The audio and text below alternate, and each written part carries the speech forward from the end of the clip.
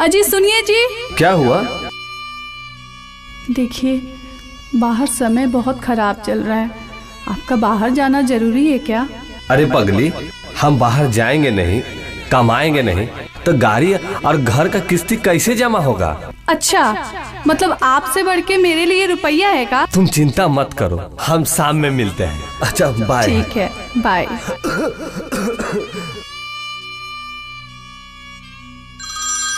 पापा। हाँ जी बोलिए। हेलो। क्या हुआ जी? हम हॉस्पिटल में हैं। हॉस्पिटल? हम कोरोना पॉजिटिव कोरोना हो गए हैं और माँ को ये सब मत बताना। हेलो, क्या बोल रहे हैं? हेलो हेलो, अपना और माँ, बच्चों का ख्याल रखना। हेलो हेलो हेलो, माँ ये हॉस्पिटल में है माँ, जल्दी चलिए।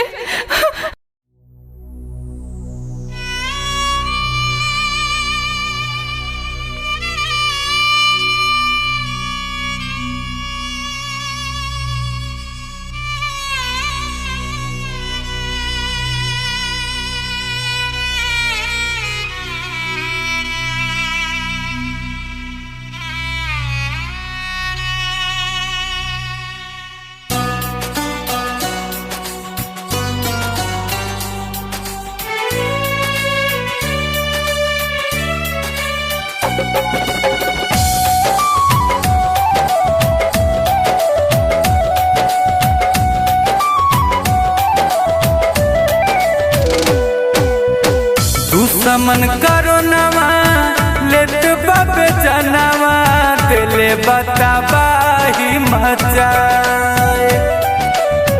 दुश्मन कोरोनावा लेत बाबे जनवा दिले बताबाही मचाए। धन संपत्तिया घर परिवारवा काम न कुछ हुआ। धन संपत्तिया घर परिवारवा काम न कुछ हुआ। कैसन समैया आहिल बाया भैया, भैबे में सटे नहीं भाई। कैसन समैया आहिल बाया भैया, भैबे में सटे नहीं भाई। धन संपत्तिया घर परिवारवा काम न कुछ हुआ। धन संपत्तिया घर परिवारवा काम न कुछ हुआ।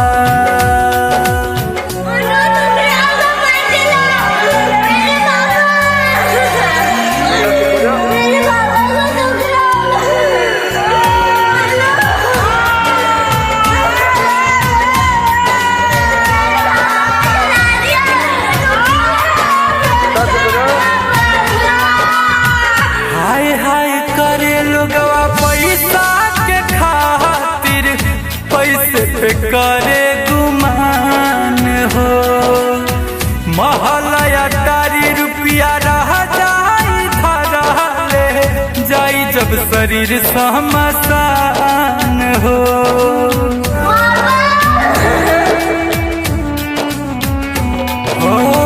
हाय हाय करे लगवा पैसा के खातिर, पैसे पे करे गुमान हो।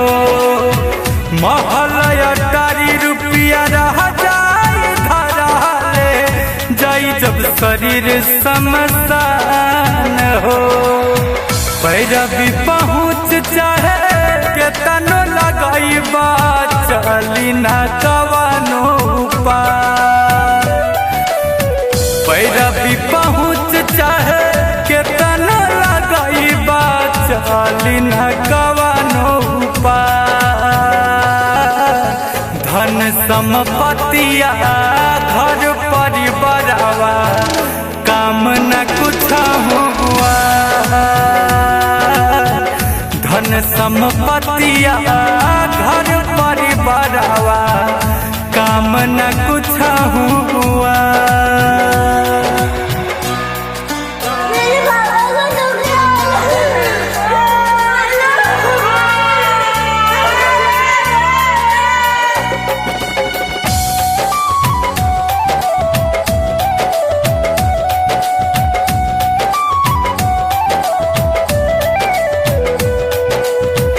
बीबी बच्चा दुरही से रोवे छुए नहीं मृत शरीरिया। रोई रोई माई अपन बेटा से बोले उठा बेटा तोहरा हमर किरिया।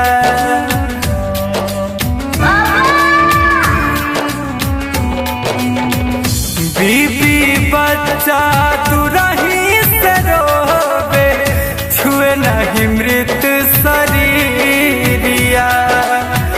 रोई रोई माई अपन बेटा से बोले उठा बेटा तोहरा हमर किरिया।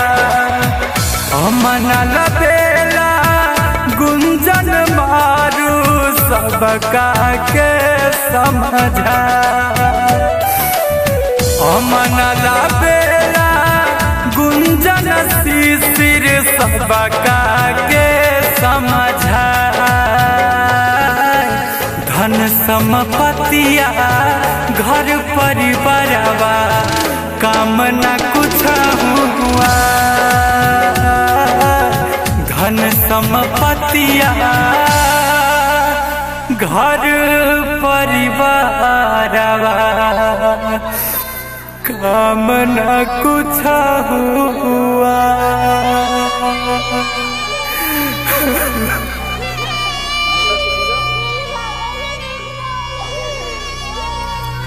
भैया हम गुंजन सिंह, अभी मैं शमशान घाट पे हूँ। यह गाना मैं एक सच्ची घटना पे बनाया हूँ। ये भयावह दृश्य देखकर मेरा अंतरात्मा रो रहा है। आप देख रहे हैं जो व्यक्ति मर गया है उसके साथ मात्र 4 ही लोग आए हैं, जबकि उसके परिवार में बहुत सारे लोग हैं।